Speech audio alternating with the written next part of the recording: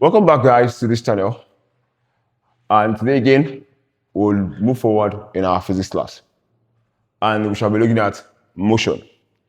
Well, guys, I want you guys to understand that motion is a very broad topic in physics. So we'll be doing an introduction to motion, touch on a few things as we progress. So please stay tuned and keep looking out for the subsequent videos because we are going to cover the entire topic called motion.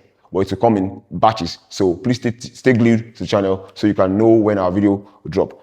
So today, where are we at?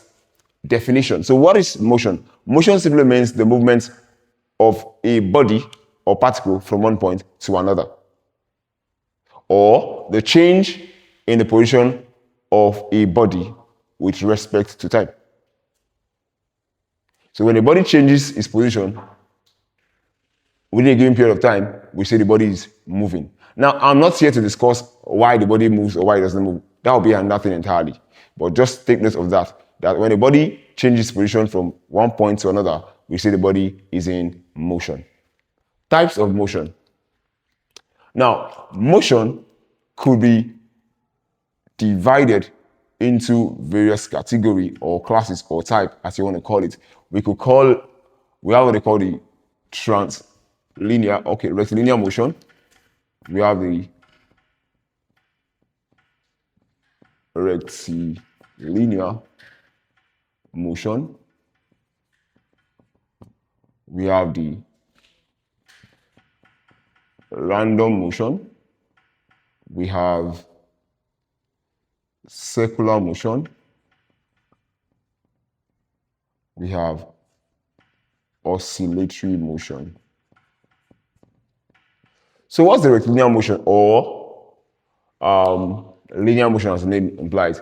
When it comes to linear motion, it actually implies the change of the position of a body from one point to another on a straight path. Example of bodies that carry out linear motion is when we walk from point A to point B. We are on a linear motion. Another example of that is when you're riding on a bicycle. The rider is going on a straight line, even though there are other motions happening to the bicycle. We won't talk about that yet. So we have two, random motion. Random motion has to do with a body moving haphazardly without specified direction. It's just moving random, like a particle of smoke, like the particle of gases in the containing vessels. No direction, we're just moving here and there. And a very good or common example that is used to describe the random motion is the Brownian motion, where that was used to describe smoke particles. Then the circular motion, this is the movement of a body or the change in position of a body around a curved path with a fixed center point. Take, for instance, when your car is driving around a roundabout, it's exhibiting a circular motion because it's creating a circular path while it moves. Then we have, and now circular motion is the movement of your fan. When you turn it on, your fan blade moves in a circular path. Then we also have your tire of your vehicles, as well as your bicycle or motorcycle. Then the oscillatory motion is simply the random, it's actually the vibratory motion or the to and fro movement of a part of a body. The to and fro motion of a body.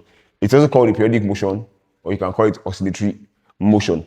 Periodic motion, oscillatory motion, or vibratory motion are all the same thing. So it's the to and fro movement of a body around a fixed point. Say a simple pendulum shows that example, where you see it goes and return.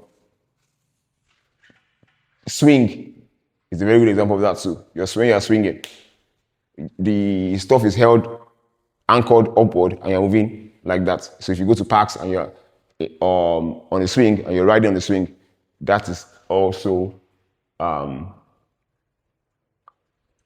oscillatory kind of motion. Of course, your phone exhibits that. For those that know, your phone can vibrate. The only reason my phone is vibrating, what you're saying that it's undergoing a periodic motion, or it's undergoing a vibratory motion or oscillatory motion. Don't worry, in subsequent topic, we'll be looking at this kind of motion as a topic and deal with that extensively. I really trust that you will take your time to keep on following us and registering your presence as you learn deep things on this channel. And lastly, just as a side note, there is another kind of motion that is called relative motion. Now, it's not really a type when you're comparing to this, but in case you're writing maybe an SSE exam and you're asked to give 5 types of motion, then you can include the relative motion as another example. And let me even write that out somewhere here, so I won't be speaking. Let me just put a star here so you can know this relative. Now, relative motion could be actually carried out by many bodies at the same time. When you say relative motion, you're saying that it's the motion of a body in comparison with another body. Let me give you a very quick understanding of that. I mean, you have traveled, and while you're traveling, the trees beside you look as if they were running. They were actually static, they were not running anywhere. It was because you were moving, so they appear to be moving. So in relation to you, they were moving. So that's a kind of motion where one body moving determines how the other body moves also, or how we perceive the other body in terms of motion. That's a relative motion. If you're also playing soccer, where the ball goes to, that's where you go to. If you are playing table tennis, you go depending on where the table tennis ball go to.